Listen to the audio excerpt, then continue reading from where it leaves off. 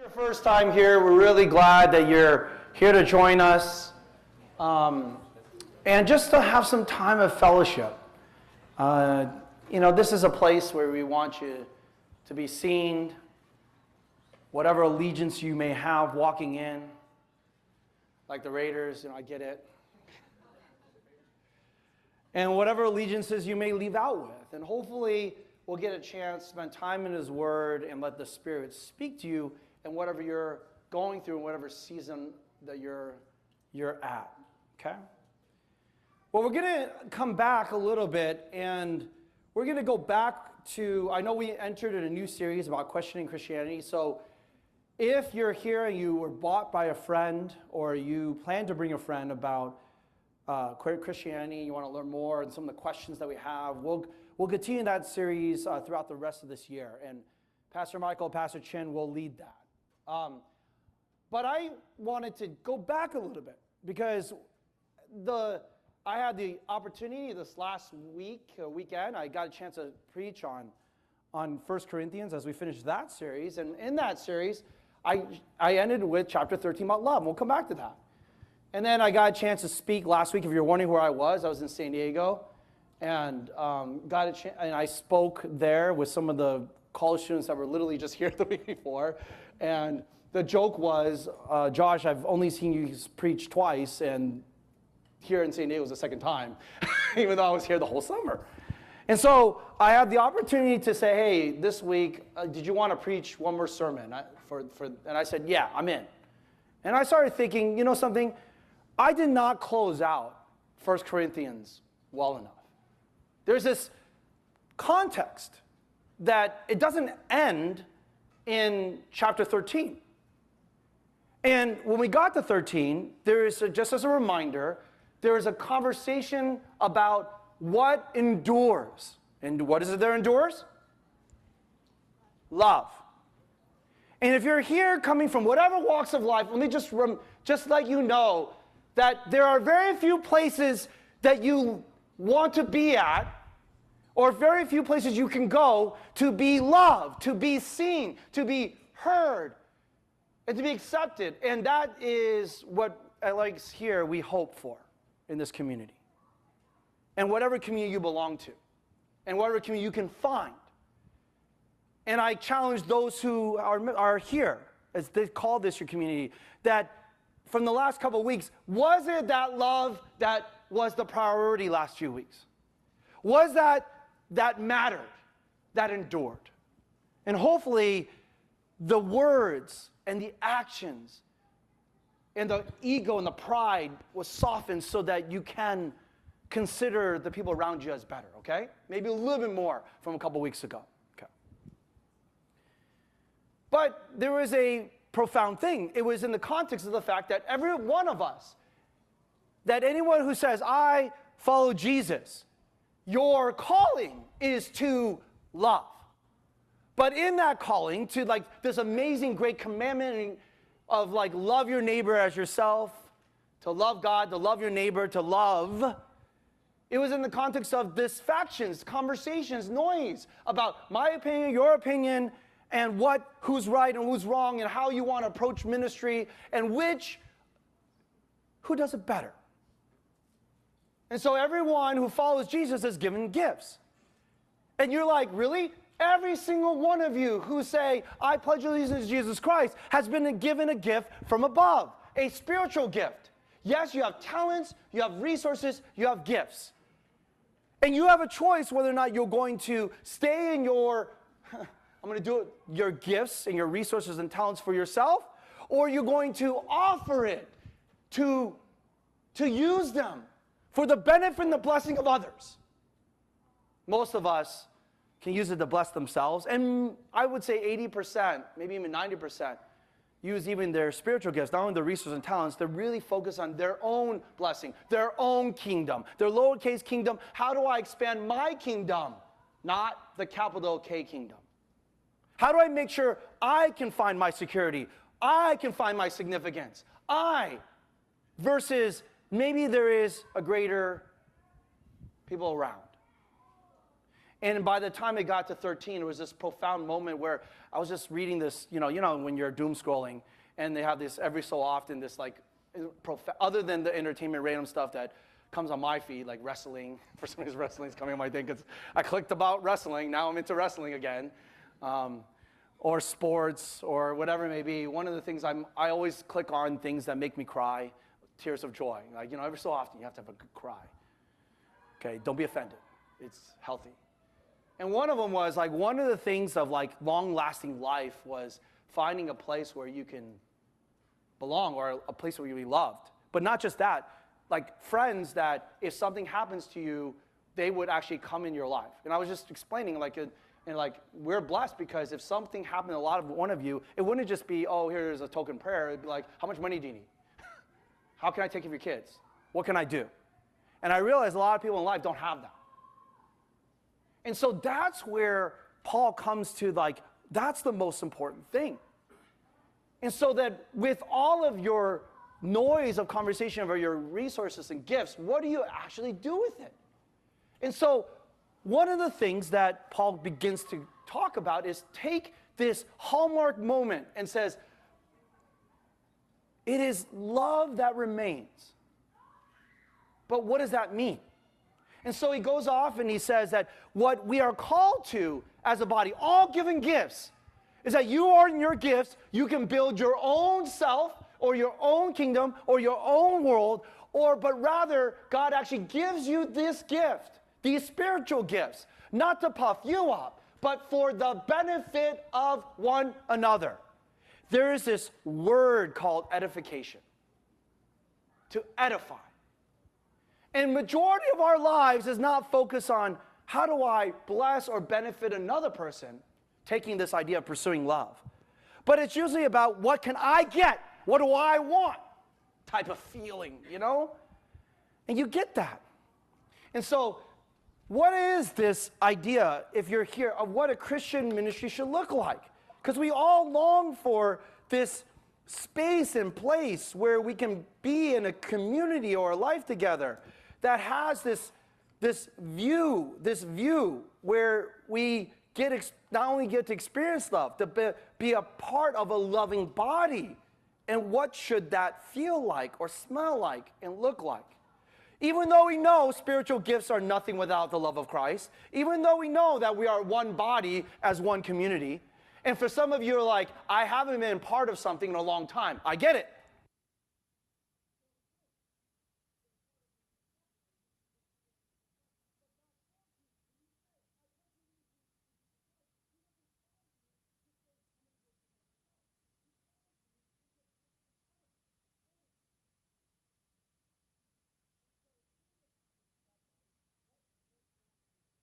That's my premise.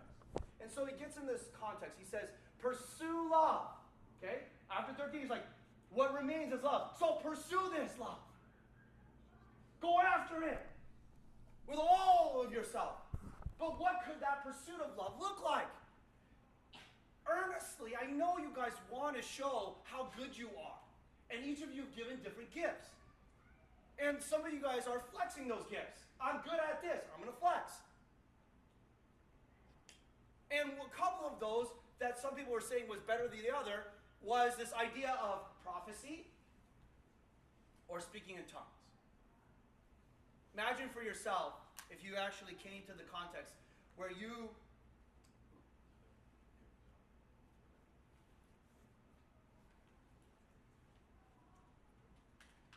so in the context of prophecy and tongues, they're saying these are kind of cool gifts, right? Someone that comes in and they speak in these other languages that all of a sudden led by spirit, that's profound. And imagine a small gathering of a church or ecclesia, and then you see someone speaking in tongues or someone that's speaking truth or prophesying in that day. Imagine that. Wouldn't that be so profound? And so you have this church in Corinth where, you know, this is a place and a space where there's a lot of, I mean, you know, I don't say immorality, but there's a lot going on. Money, opportunity for, you know, different types of, like prostitution, time with the saints, lots of wealth, lots of riches, and they're trying to figure out what they should do in this city of Corinth. And so when Paul lands at love must remain, he says all these other gifts, as these people have these gifts and are speaking to it, he tries to explain that maybe there's something that we ought to focus on with these gifts. And what's the goal of these gifts? So whoever speaks in tongues speaks not to men but to God, okay? So if you have this gift and you're trying to flex this gift, that's great. But I want to tell you, because everyone says if tongues is the way, tongues is the best thing. But the one who has that gift only speaks to God. But no one really understands what he's saying. But he utters these mysteries in the Spirit. On the other hand, there's one who speaks in prophecies and speaks to the people for upbuilding and encouraging. The one who speaks in tongues builds himself. But the one who prophesies builds up the church. Now, I want you all to speak in tongues, but even more to prophesy. And the one who prophesies is greater than the one who speaks in tongues unless someone interprets so that they may be built up. So what's the takeaway? Today, I'm not going to be talking about tongues or the rest of the passage about tongues or prophecy. What I want to talk about is what is it that your gifts are for?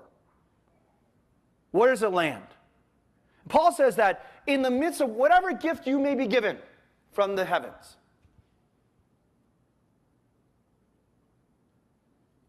you could do it to build yourself up, or you can do it to build others up. And that's like the profound.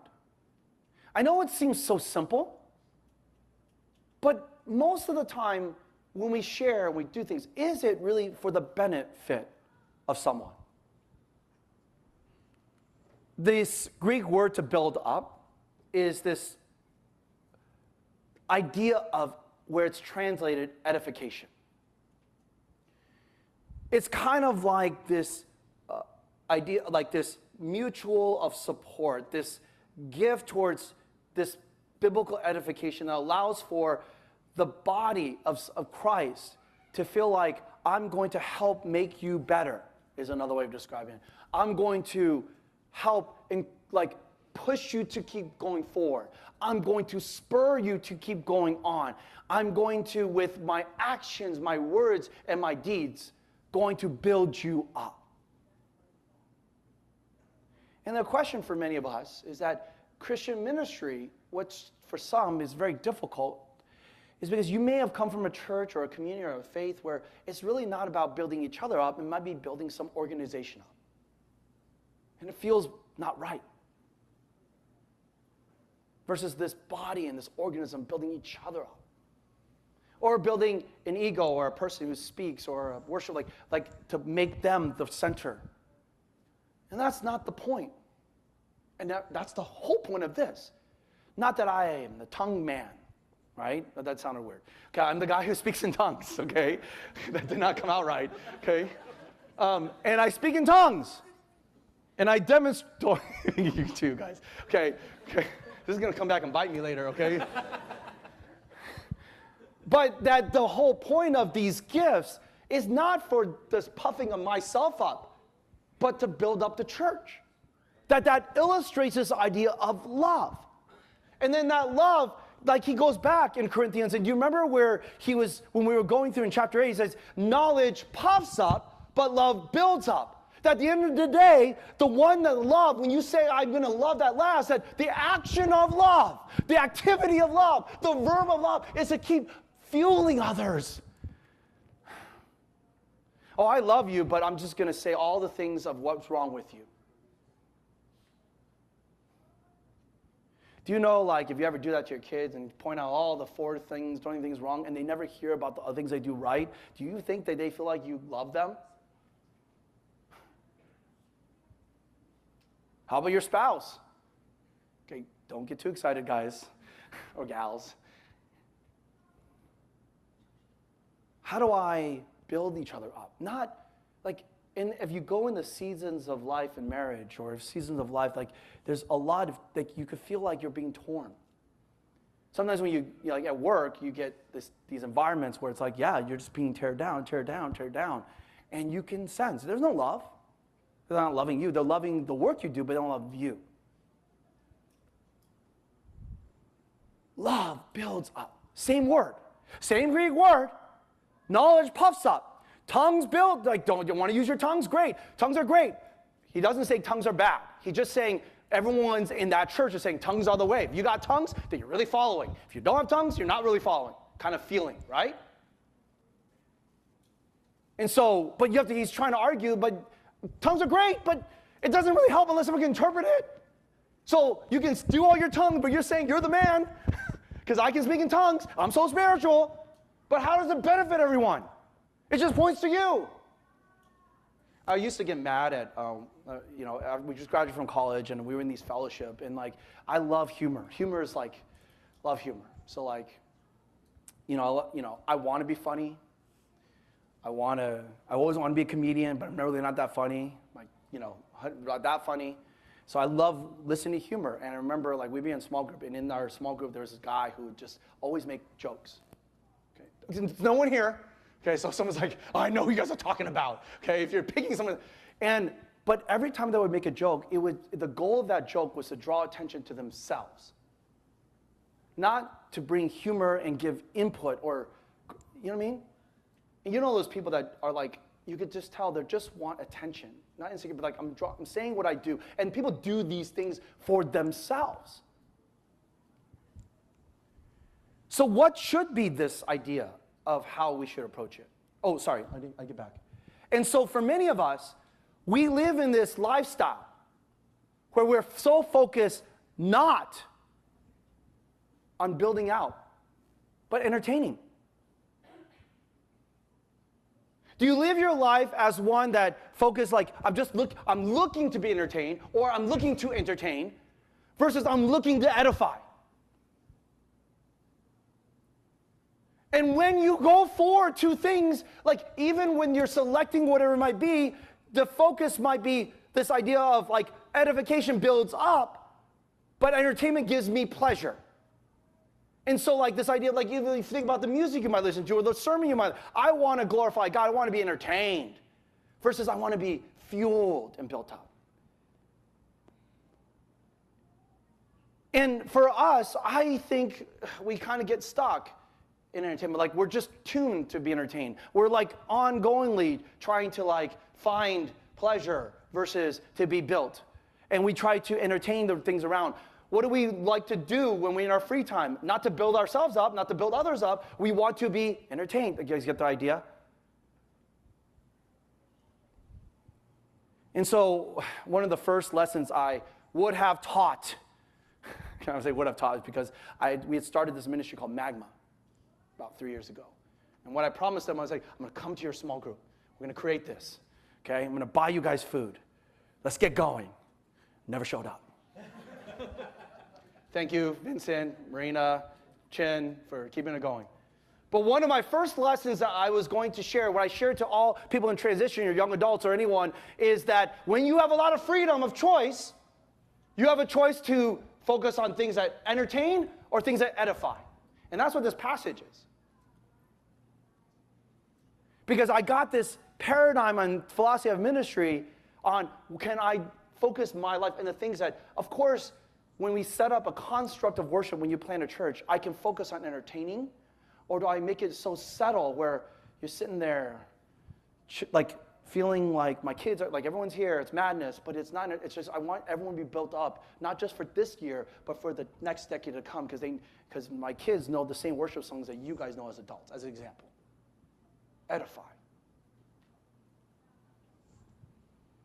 And then there's some of us where it's like knowledge builds up but puffs us, but some of you might be one of those people with maybe some of your words and your actions and your deeds. And for some of us, what should be the outcome of the ministry? What type of ministry should you do? And he gets into this passage, this concept. And I actually think for so many of us, we tend to, like one is entertainment versus edify. Some of us like to be like builders. But all of us like to be destroyers, okay? And what I found is there's this, like, people that in your life that, like, they're like, there's some people that kind of, like, are trying to build up things or build things up. And then there's other people that love to destroy things, okay? And this particular slide was actually funny because I was, like, trying to find the image. And it was hilarious. It was, like, an adult father and their kid. It's a destroyer. So it's like the two shirts, right? And I was like, that's not fair. Who knows? Maybe it was the other way around. I don't know, okay? But it makes sense because, it's this profound moment of what is this building and what is this growth? And let me just read this thing. As I watch, it's a poem. As I watch them tear a building down, a gang of men in a busy town with no heave or hoe or yell, they swung a beam to the side of the wall, and the wall fell. I asked the foreman, are these men skilled? And the men you'd hired that you want to build. And he gave a laugh and says, no, indeed. Any common labor is all that's needed. I can easily wreck in a day or two, but what builders have taken years to do. And I thought to myself as I went on my way, which of these roles have I tried to play? As a builder who works with care, measuring life by rule and square, am I shaping my work to a well-made plan, patiently doing what best I can? Or am I a wrecker who walks the town, content with the labor of tearing it down? O Lord, let my life and my labors be that which builds for eternity. Okay?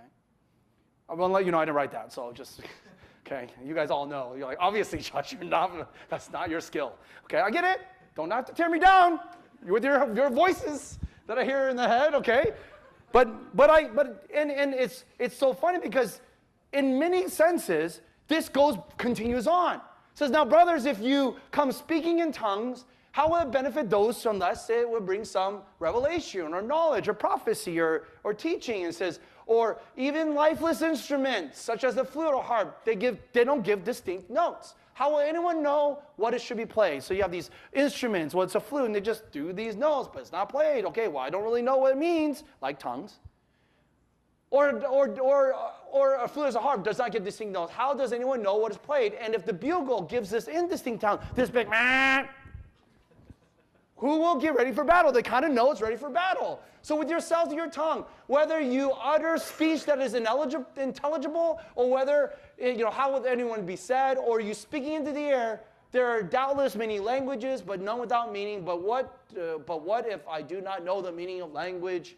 If I will be a foreign speaker or a speaker foreign to me. So you yourselves, since you're so eager to be spirit manifestations in tongues, since this is what everyone should go after, do the things that would build up the church. That's the point. Edify. And in some senses, you can imagine the destroying conversations and the building conversations. If you don't have this, you're not. The real ones are, and all these things, what really matters. And so there's another context, same thing. Paul writes the same concept of building others up. He goes in Ephesians and he says a very similar, says, do not let any unwholesome talk come out of your mouths, but only what is helpful for building others up, edification, according to their need, that it may benefit those who hear. And so, same kind of construct, he has a paradigm. He's like, the purpose of our gifts is this building up, edification, not entertaining for yourself. The purpose of our gifts is not to build you up. The purpose of these gifts, the pursuit of love, is illustrated when we focus on the benefit of others with word and action and deeds. Are your words destroyer words? Or are they builder words? Are they there because, I was sharing in high school. You may not know this. When I started following Jesus, I wanted to follow him well. And the first verse I memorized was this one. Because my mouth was filled, I would just curse all the time. I would say blah, blah, blah, blah, and I'm a bad word. No. Why? Because when you have a bad word, yeah, you say it's to emphasize, but really it's because it's really drawing attention to myself. I want you to think I'm cool. I'm. You guys get it?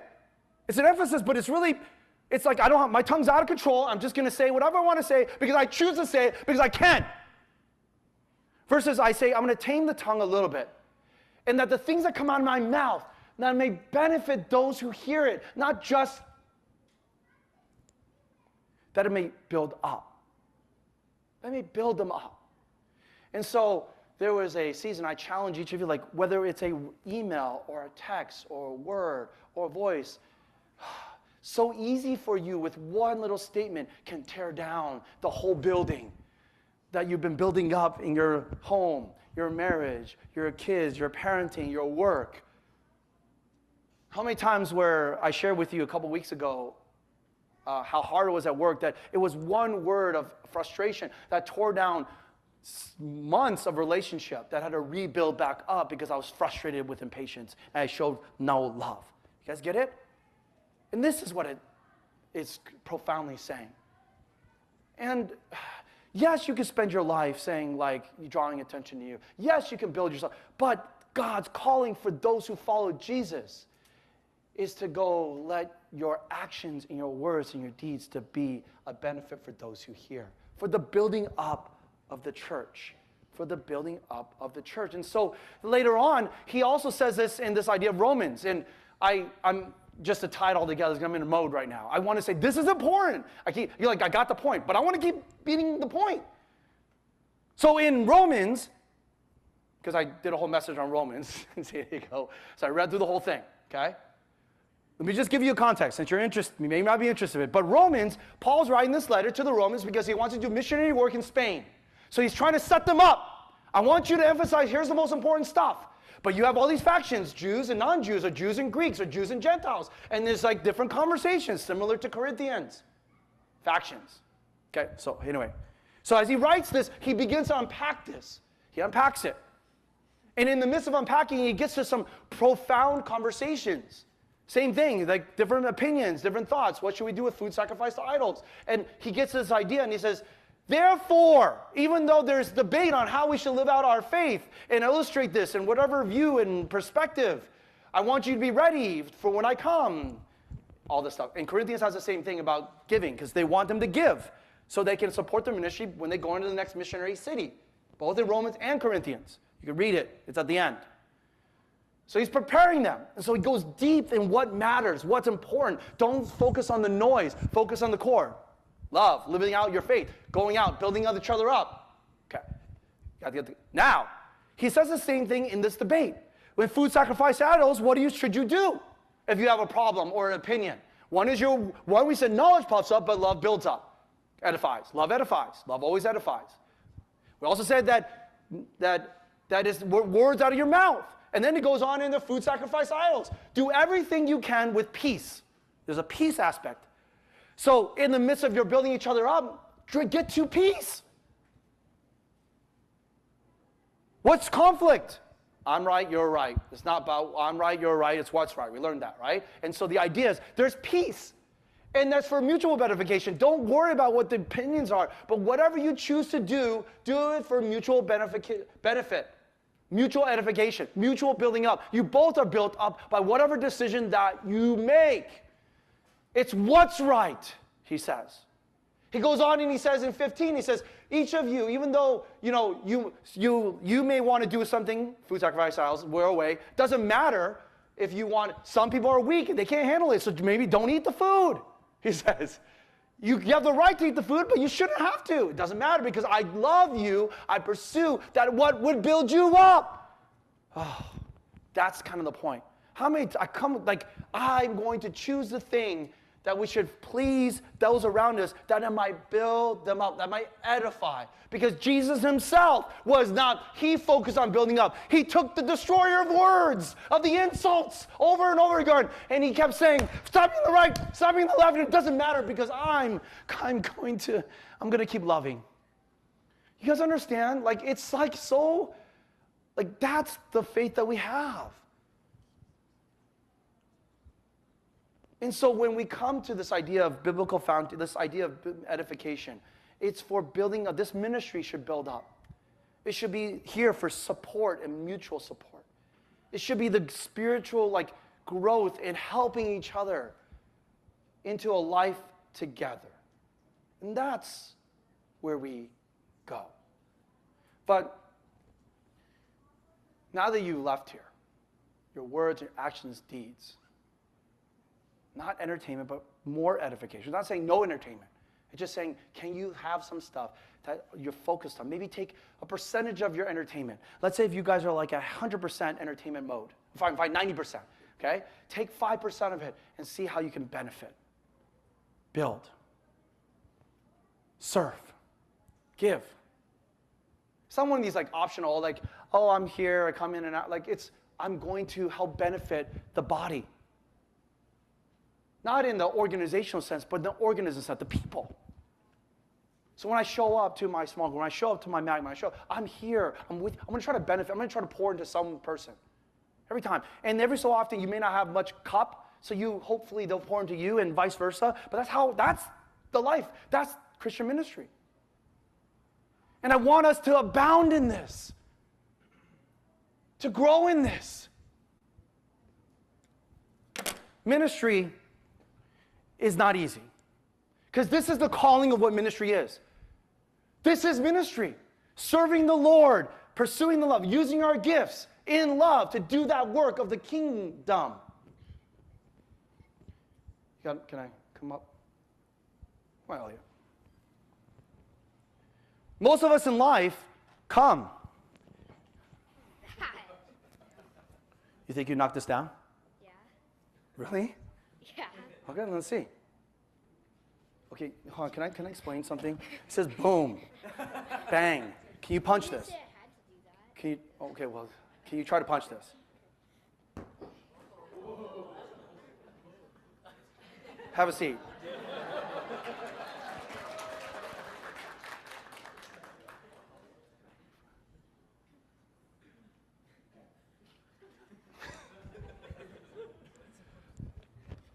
Most of us live our lives that way. When the wind comes, when the wind blows, why should you do ministry? You just go with the flow. You're knocked down. But the reality is, for many of us, at the end of Corinthians, there's this like profound moment where he summarizes. And he's trying to kind of get to the main thing, and the whole thing's like, let's get to the heart. Like, therefore, my brothers, my beloved, be steadfast, immovable, always abounding in the work and ministry, work of the Lord.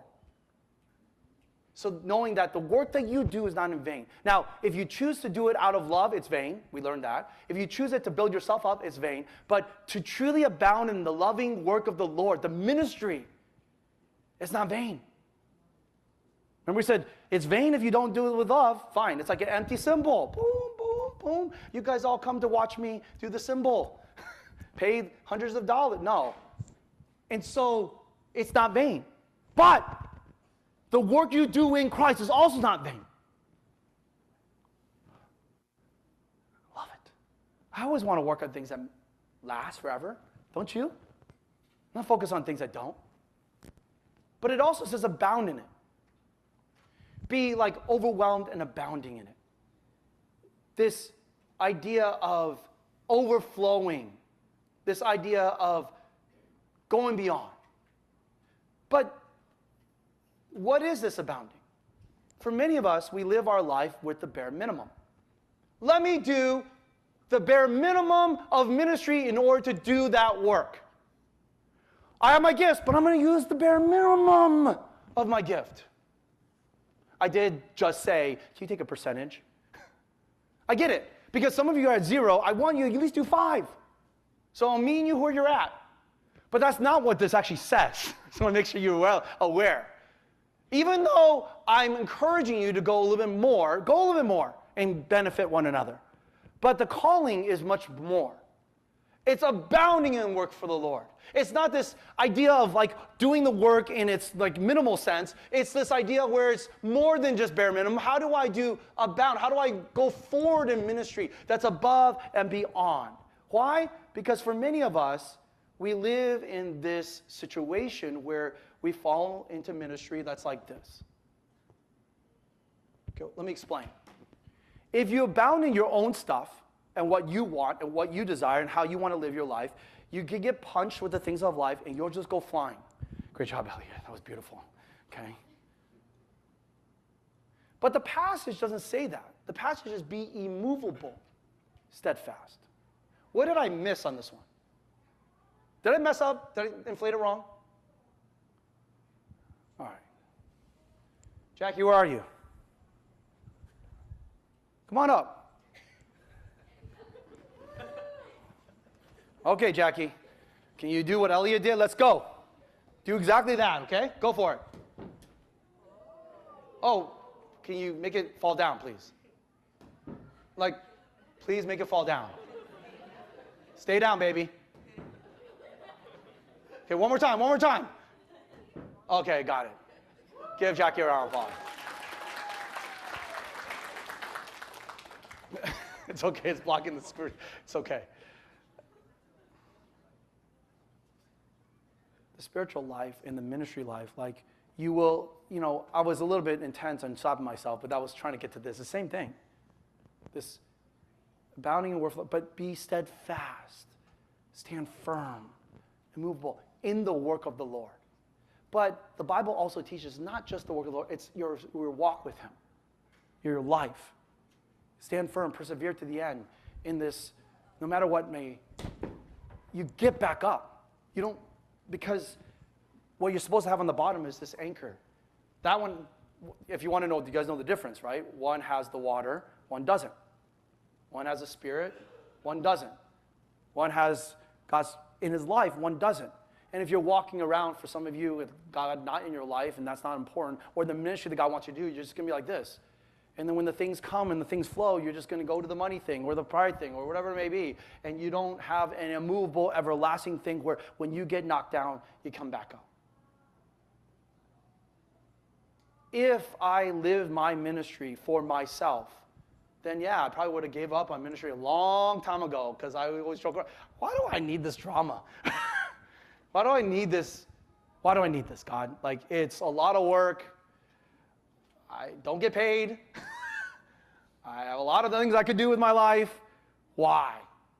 Doesn't that sound? I can entertain myself. I can make probably more money. I could be someone special in the world. Remember, I joked around, I want to be president. Okay? Not really, but you know what I mean? We're kind of serious. But like the idea, but kind of like maybe I could be a comedian. Okay? I don't know. But for many of us, it's like all this noise comes back to the passage where what got me to this spot was as I studied the scriptures, I want you who are new or old to be reminded of this purpose of our gathering. The whole context of our church is this idea of faithfulness. And this whole thing is about faithfulness. This whole thing is about faithfulness. How do I be faithful with all that I have and all that I are? How many times do I say that? I say that all the time for those of us who've been here. It actually comes from this passage, this actual verse. You guys heard the benediction 20 times, but I never actually explained where this comes from. That I will be steadfast, immovable, abounding. I'm going to abound and work for the Lord. I'm going to overflow to the maximum, or at least I'm going to keep doing stuff. I don't have to.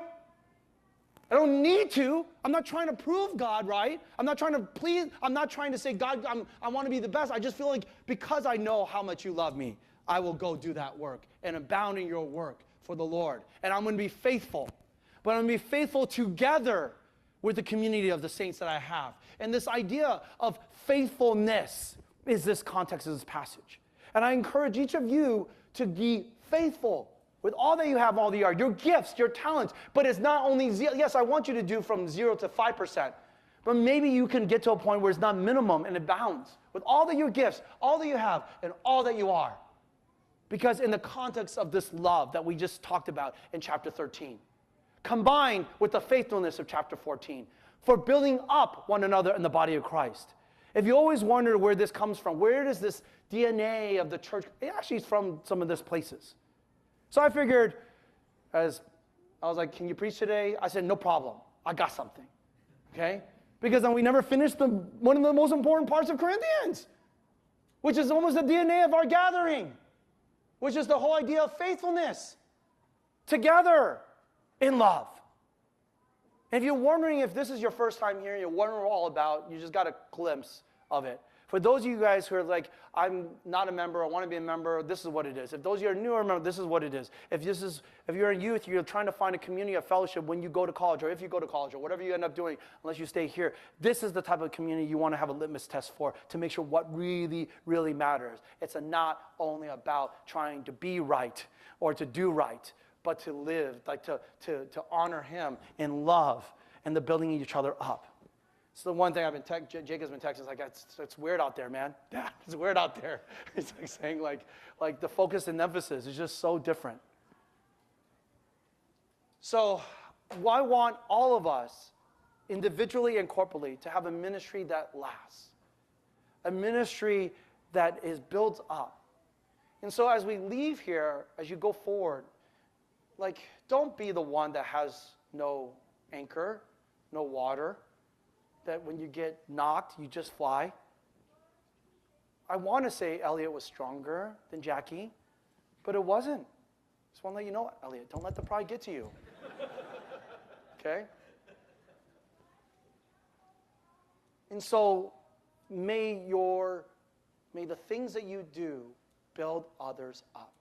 May the words that you have not destroy, the actions you take, but to continue to benefit others. May you abound in that work for the Lord, all for his glory, so that the world might know and experience this amazing light of love and peace and goodness. This is good the world needs. Let's pray. God, we thank you for your word today. As we come, as we gather, as we're reminded in this work that you call us to do. For many of us, we are trying to continue to abound.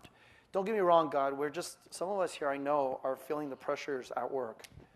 And our bosses are not focused on them, they're focused on their next job or their next promotion or the next deadline. And it's hard to balance that out with the people side, about caring for the people and the team.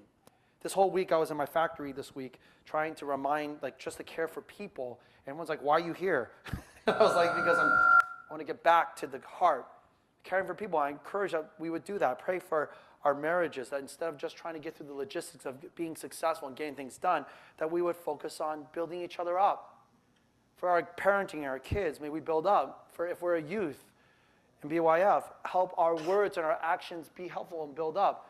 A little bit of extra chores might show our parents a little bit more love. Maybe it's a matter of us who are dealing with an ailment, or both mentally or physically, and we're just feeling weary and we don't really have the energy. I pray that we would know that in our situations that there's a call. Even now, even in the midst of the dark, even in the midst of the valleys. God, I pray your Spirit now would speak to each of us in our space, that we would contribute and do our part in our own way, to have the boldness to raise our hand.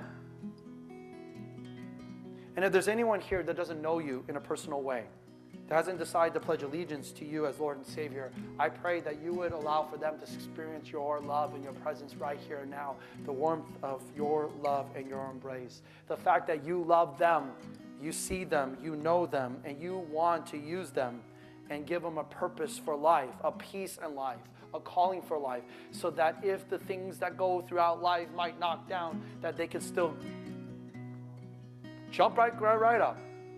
We got a glimpse of the firmness, immovable, and then we got a glimpse of what happens when we don't have you in our lives. So I pray that we would now reset, rededicate our lives to you. Let us surrender.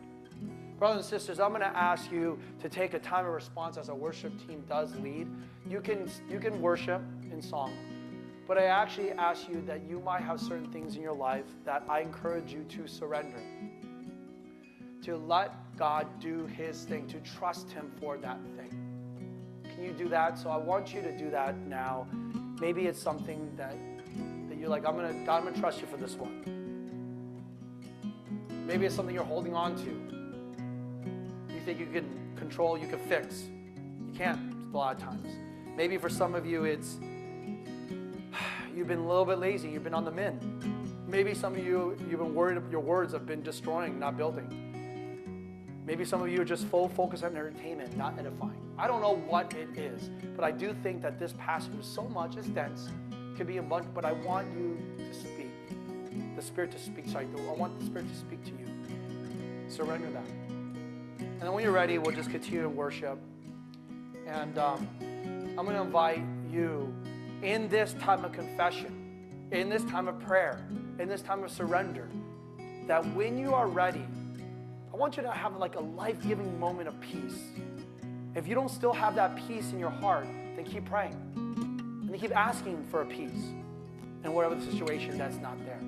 Keep asking for that peace, guys. And then when that peace comes, when you feel like I've surrendered, I've let it go, and I have some peace, then come up and receive the sacraments. Come and receive the illustrative gospel of Jesus present on here. Body broken for us, blood poured out for us, so that sin and the death and the pain and the darkness and the desire to keep ceasing, where the unlove and the focus on entertainment that has to remain keeps going. That's all done. So you can come receive the sacraments, okay? And you go back to your seat, you take it with a smile, with joy, to know that you are free and at peace. Now you can abound again. Now you can abound again. Now you can be immovable again. You guys get it? We're going to do that as our response time today, all the way through, okay? So let the worship team lead us in song. They'll keep going. When you're ready, after your prayer, you're going to come up, receive the sacraments, go back to your seat. If you don't have the peace yet, just sit with your seat. If you feel like you're not ready yet, it's okay. Wait for that time. And then when there comes a time where you're like, no, I'm going to push myself. I'm going to step out of faith. I'm going to go get the sacrament. You'll go do it, okay? We'll do that for the next few minutes. God, we come again. As my brothers and sisters are responding to your word, responding in this way. I'm so excited about the Spirit, what you're doing, how you're speaking to us this morning. I can sense it. And so would you help us to begin to let some stuff go, to embrace other things. Some of us might need to embrace an area of serving. Some of us need to embrace, to let go of an area. I don't know. Maybe someone needs to say something to someone. I don't know. There's a lot I can sense. So we would do that. And then when they receive the elements of and the communion, the Lord's Supper, may they find a sense of completeness. Your Spirit work now. Thank you, Jesus.